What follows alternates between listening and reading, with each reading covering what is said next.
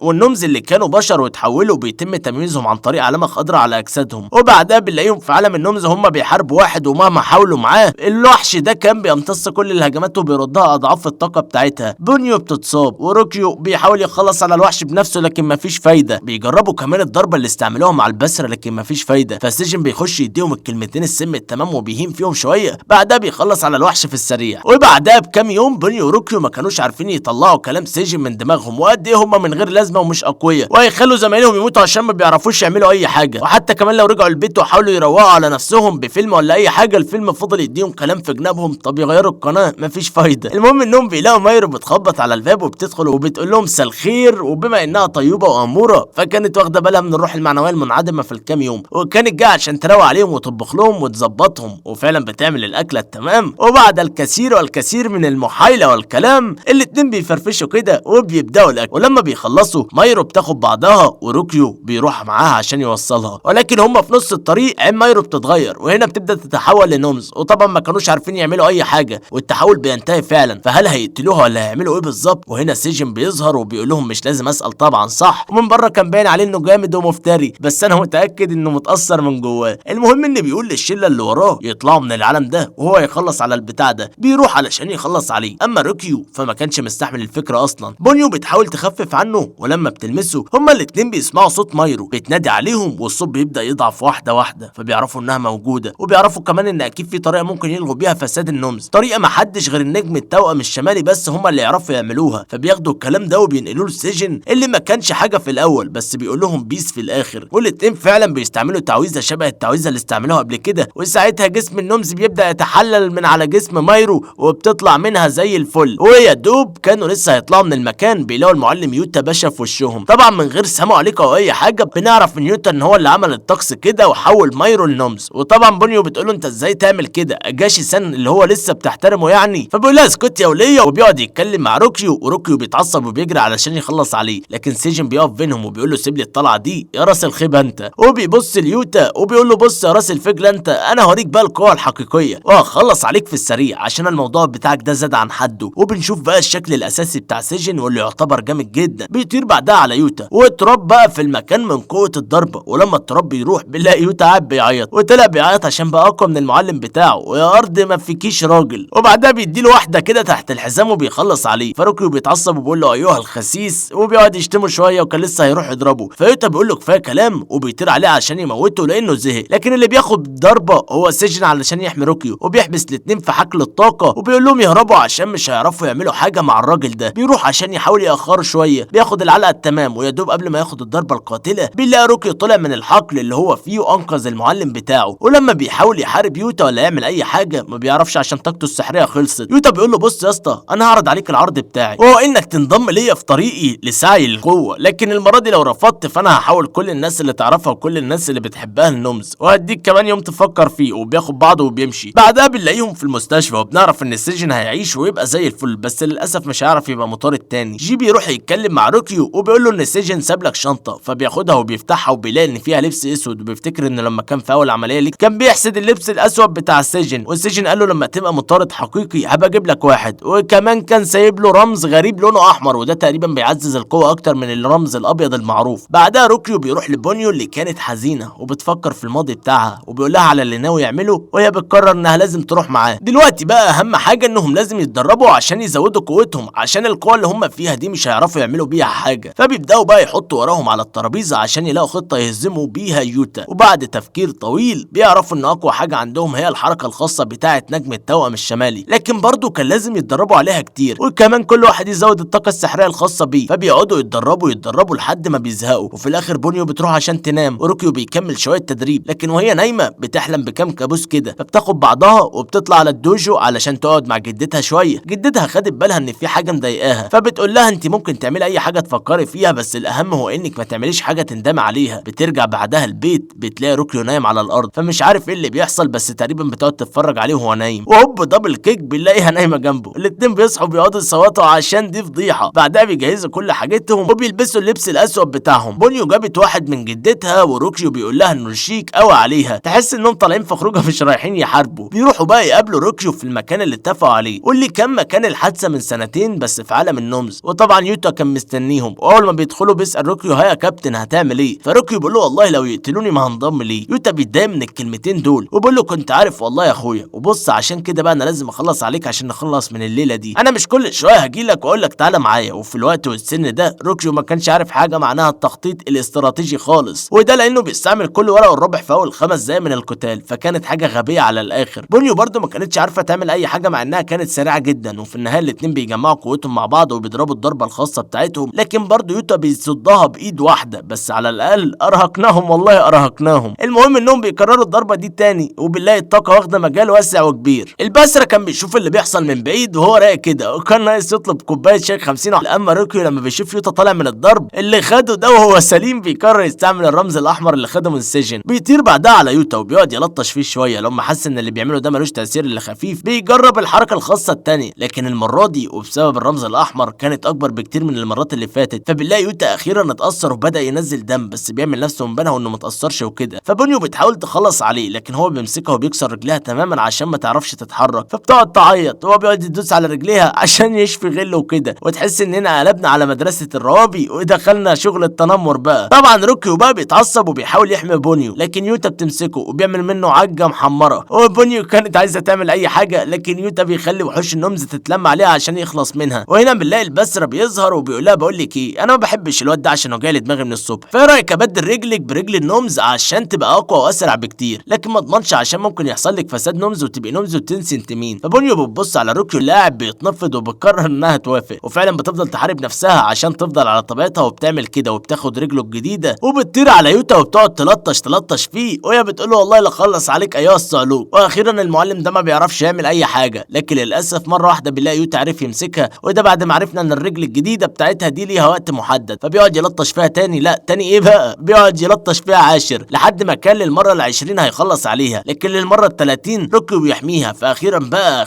يوتا بيفتح فتحه طولها نص متر في بطن روكيو والمفروض روكيو يموت، لكن المعلم كان فاكر نفسه اللحيه البيضاء وتقريبا بيفعل قوه جديده كده مش عارف ايه بالظبط، لكن بالله الجرح بتاعه بيختفي. بنروح على يوتا اللي بيبدا يخاف هو كمان، وشويه شويه هيبدا يعيط، لكن بيقرر انه يبين شكله الحقيقي ويطلع قوته الحقيقيه. عارف انت المصارعه الحره لما المصارعين يقفوا قصاد بعض وكل واحد يدي للتاني قلم، فده نفس اللي بيحصل مع الاتنين بتوعنا هنا. وده لحد ما يوتا بيديله واحده تحت الحزام، لكن اروح اصدقاء روكيو بتظهر وبيساعدوه بقوه الصداقه والاراده، وكمان بالاضافه لقوه بونيو، فبيدوله واحده اخيره بقى. وفي النهايه يوتا بيطير في الجو وبيقع في حفره والمفروض يكون مات، بس بنعرف من كلام روكيو انه هيرجع مره تانية. بعدها بقى بنلاقي روكيو بيصحى في المستشفى. بعدها بيروح على مقر القياده بتاع طاردين واريما بيتكلموا على اللي حصل في معركته مع يوتا، وكانوا جايبينهم علشان الاتنين لازم يتعاقبوا عشان راحوا يحاربوا يوتا من غير ما يستنوا الدعم. فروكيو وبونيو بيعرفوهم اللي حصل فعلا وانه هددهم وما كانش في وقت يستنوا الدعم والا حبايبهم كلهم هيموتوا. فاريما بيقعد يفكر كده وبيقول تتعاقبوا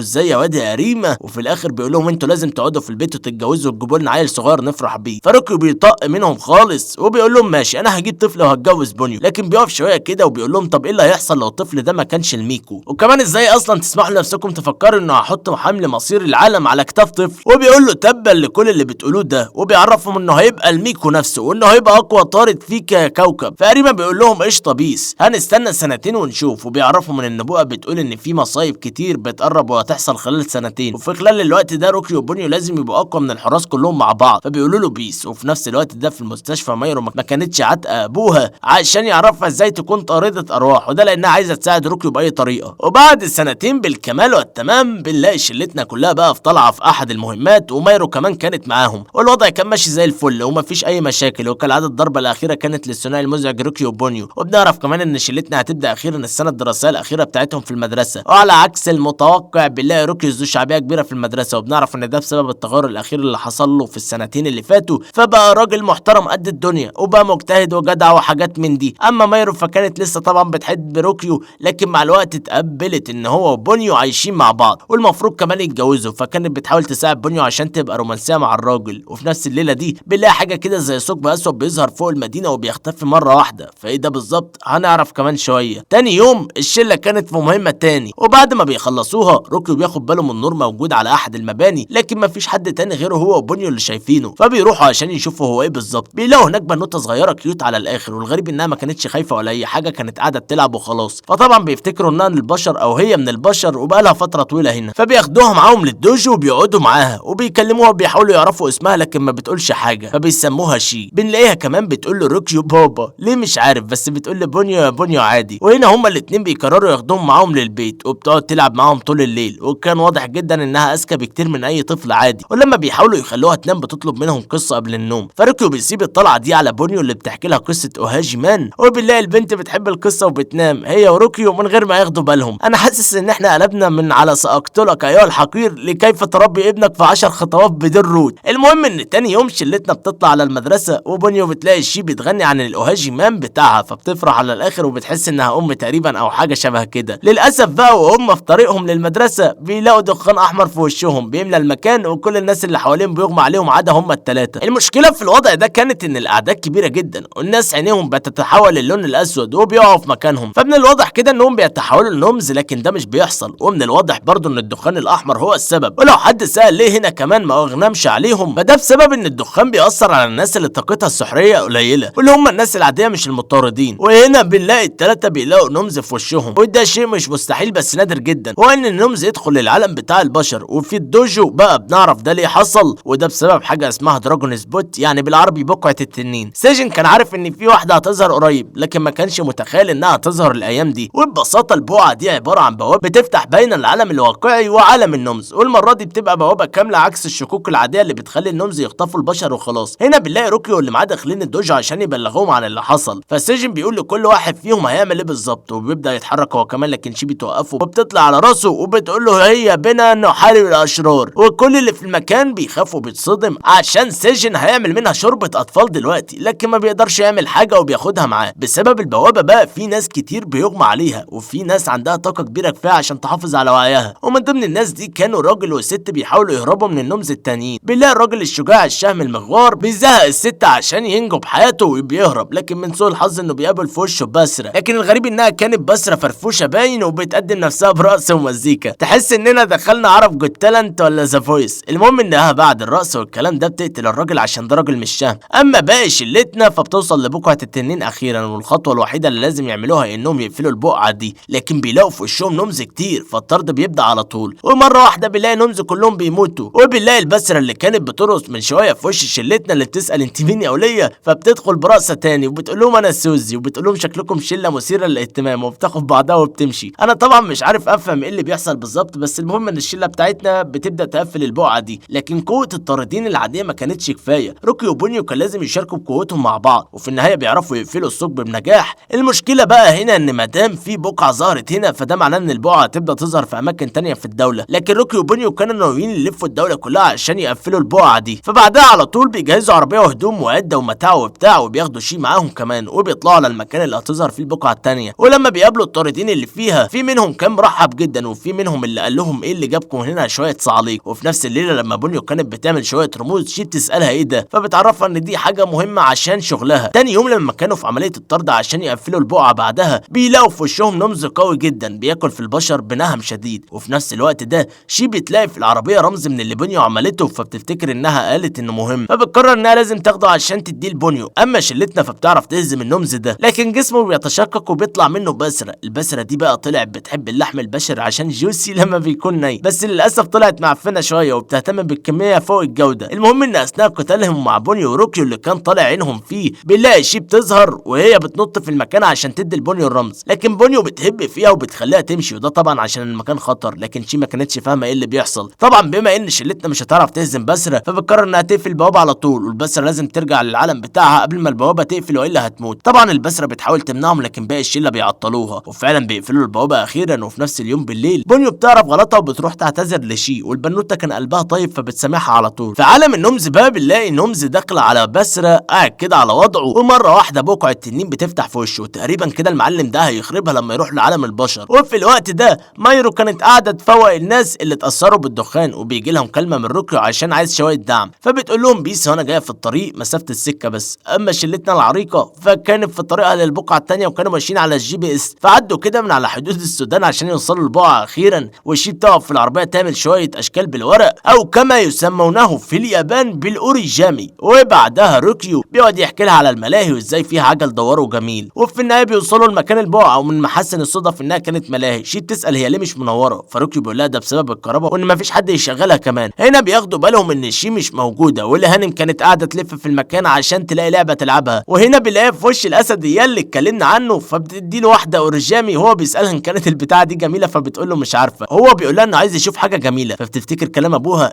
عن قد ايه العجله الدواره جميله، فبتاخده من ايده عشان توريه العجله دي. لكن ساعتها روكي وبونيو بيظهروا وبيبعدوه عن الوحش ده. الاسد ده بيتعصب عليهم عشان يسيبوه في حاله، والثلاثه دول بيقعدوا يحاربوا بعض لحد ما شي بتطير في الهواء بسبب اللي بيحصل، وبونيو وروكيو ما بيلحقوش ينقذوها، بس اللي بيلحقها هو الاسد وبياخدها معاه وبيطير من المكان. لما شي بتصحى بقى بتلاقي الاسد بيقول ليه البتاع دي ما بتتحركش، اللي هي العجله يعني، فشي بتقول له على الموضوع الكهرباء ده وكمان عن الناس اللي بيشغلوها، والاتنين بيتفقوا ان الاستاذ اسد محترم ده هيروح يجيب شويه بشر عشان يشغلوا الآلة. اما بونيو وروكيو فكانوا قاعدين يتكلموا عن اللي حصل مع اسد. بونيو كانت مستغربه لانها اللي شافته كانت ان الاسد بينقذ شي وما كانش عايز يأذيها، فايه الحوار ده بقى؟ اما الاسد فكان قاعد بيتمشى في المدينه بس ما كانش عارف يلاقي اي بشر خالص، فبيزهق في الاخر وبيقع وبيفقد الامل وبيقعد يفكر في حوار فلسفي مع نفسه ويعني ايه جمال وحاجات غريبه كده. اما بونيو وروكيو فكانوا ماشيين في الملاهي وبيلاقوا الاسد راجع في وشهم، فروكيو بيهاجمهم على طول، لكن لوهله كده بيقرر ما يعملش معاه حاجه، وده لان الاسد كان بيعيط، وطلع انه بيعيط علشان عارف انه لا ينتمي لهذا العالم وما ينفعش يكون هنا ولازم يرجع للعالم بتاعه، وانه كان بيتمنى بس يشوف حاجه جميله مع البنوته. وهنا بنلاقي الملاهي كلها بتشتغل، واخيرا الاسد بيشوف حاجه جميله وكان مقتنع فعلا انها جميله، لكن الحلو ما يكملش عشان بنشوف مدفع عيار 1200 بيخلص على الاسد ده، ودول كانوا 2 من الحراس وكان واضح عليهم انهم شرانيين جدا، بس على الاقل الاسد حقق حلمه قبل ما يموت. شي بتجري على ابوها وبتسال الاستاذ اسد راح فين، فروكيو بيعرفها انه رجع للعالم بتاعه مره تانية. وكفايه النهارده لحد كده، اي نعم زي ما قلنا البتاع ده قلب على عش الزوجيه وازاي تربي عيالك، لكن اللي جاي تقيل، فلا تنسى تدعمنا باللايك والاشتراك وتفعيل زر الجرس عشان يوصل لك الاجزاء اللي جايه. وقبل ما ننهي حكايتنا ما تنسوش تصلوا على الرسول صلى الله عليه وسلم. اشوف وشكم على خير.